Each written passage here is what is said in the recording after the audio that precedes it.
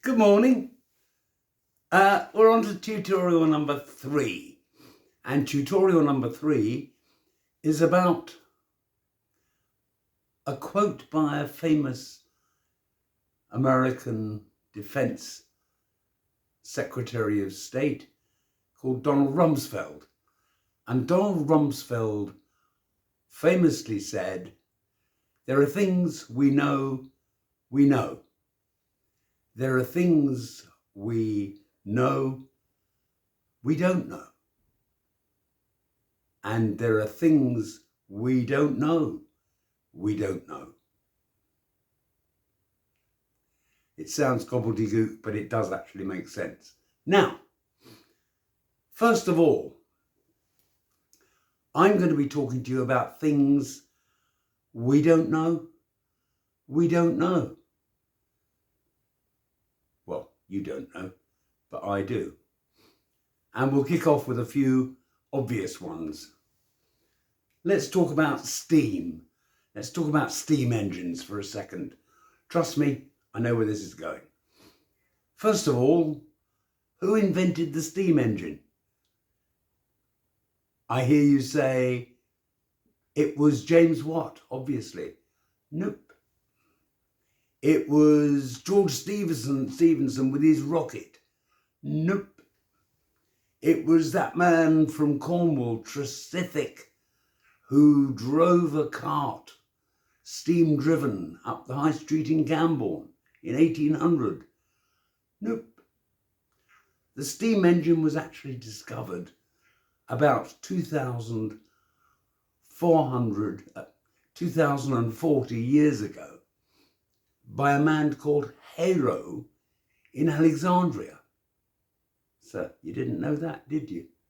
I bet. Maybe you did. I don't know.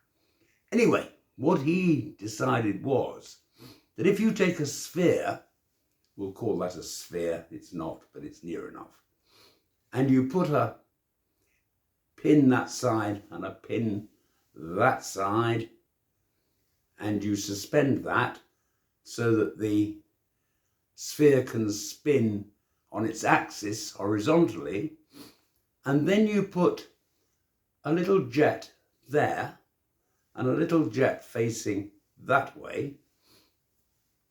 So now it rotates, and you fill it with water and you heat the water up. The steam that comes out of there and there will cause that sphere to spin. And that was called an aeopile or an aeopile. And he invented that 50 years ago. Now, humanity being what it is, nobody did very much with that for nearly 1800 years. And then people started tweaking it, and they came up with all sorts of different versions of it, and the steam engine was born. So there we are. It's something that most of you didn't know. I am too, but there we are. Now, another little thing that you may not know is that steam is not only odorless, it's also invisible. Ah, I hear you say, I can see steam coming out of my kettle.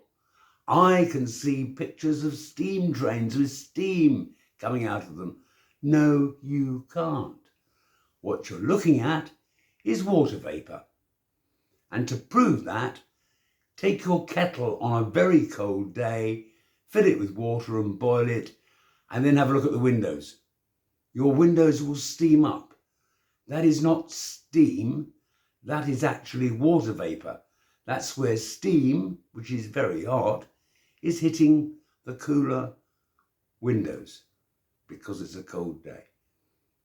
So steam is invisible. And I bet not many of you knew that. Okay, one more example and then we'll move on. I was taught to read maps by a member of the royal family. Now, the story goes back to 1934 in Scotland, and I'm not that old. In Scotland, there was a German educationalist whose name was Karl Hahn. And Karl Hahn started a school, an experimental school. And to that school went a very young Duke, the Duke of Edinburgh. And in 1956, the Duke of Edinburgh, who by now had grown up a bit, started a thing called the Duke of Edinburgh's Award Scheme.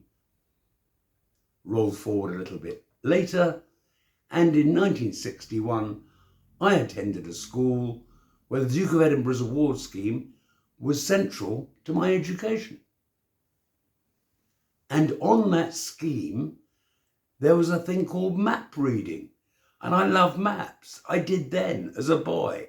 They fascinated me. The world fascinated me. It still does. And I took a map reading section from the Duke of Edinburgh's award and learned all about it. From the Duke of Edinburgh, a member of the royal family, the wife of our beloved Queen. And something I learned was that there are eastings and northings on a map. I'll explain. Let's take our sphere again. Well, imagine it's the world. If you run a line north to south round the world, imagine that, my fist is the world, you create a meridian. And the meridian is dividing the earth in half. Two halves that fit together that make the sphere that is the world. Remember our sphere from Hero of Alexandria? It's a bit bigger, this one. It's called the world. The blue marble. Now, we've got a line going round it. Now let's take another line around the circumference, horizontally. We'll call that the equator. So now we've got two lines. One going north to south, like that, called the meridian, and one going round the equator, we'll call that the equator. Now, where that meridian line crosses is very near where my mate Gal lives. He lives in Charlton, which is part of Greenwich, and the meridian line is about a mile from his house, and it runs through the Royal Observatory at Greenwich. That is 0. If you take that sphere and the line through Gal's house round to the other side of the world, that is to say, somewhere down here, we will call that 180 degrees south. And as it comes back up round the other side, so we're coming up now over the North Pole and back round down to Greenwich, that becomes 180 degrees north. And when it gets round to Greenwich, it's back down to 0 again. So it goes 0, Greenwich, down to 180, and then 170, 160, 150, 140, 130, down to 0. Similarly, if you take the line going around the world, circumference, the same applies. You start on the meridian line with 0, and you go west 10, 20, 30, 40, 50, 60, 70, 80, 90, 180 round the back of the earth, and when it comes back round again, it's east. Da, da, da, da, da, da, da, da. So we now have a line going north to south, a line going east to west or west to east, and they are divided into two lots of 180, which is 360 degrees, which is the width of a circle. There we are. Now, if you were to put millions and millions and millions of lines, let's say you were to take a tape and do 1 centimetre lines around the world that way, so from the North Pole down, circle, circle, circle, circle, circle, circle, right the way to the South Pole, and from Gal's house in Charlton, circle, circle, circle, circle, circle, rather like the segments of an orange, but millions more all the way around the outside. In theory, you will be able to tell any single point on the Earth's surface to within a centimetre. Well, you can. And the way you do that is by using what's called coordinates. So many degrees up, so many degrees across will give you a point on a map. And that is how it's done. That is how you can guide aircraft, anything you like, anywhere in the world by doing that. But you've got to know what the Duke of Edinburgh knows, who told me, is that eastings come before northings. So back to that line going round the equator, which goes from naught at Gal's house round to 180 round the back, and then back round, which is west, and then back round through the east, 180, 170, 60, 50 to 0. That is called the eastings. Eastings. And the line that goes from Gal's house up over the North Pole, going degrees north, 180, back round degrees south, 170, 60, 50, 40, 30, back to 0, is the northings. And when you quote those numbers, be they so many degrees around the outside, you are quoting the number on the equator, which is actually a number for a coordinates going north. So the numbers are quoted eastings first and then the northings.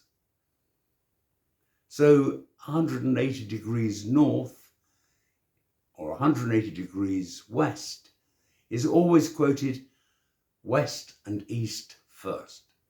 North and south first. So 180 degrees north, 184 degrees west, 180 degrees east, no matter what it is. And the more numbers that you have, the more accurate it becomes. Because if you've got millimeters around the equator of the Earth, there's billions of them. So it's a very long number indeed. But in theory, you can pinpoint any spot on the Earth using a very simple formula. But you've got to know that the numbers that come up first are the eastings, followed by a letter, either N or S, followed by some more numbers, W or E for west or east, and that is why it's called what it is. Things you don't know, you don't know. Steam and maps. There's a couple of things. I'm going to come and talk to you about that in a little bit. Things you didn't know, you didn't know. Thank you.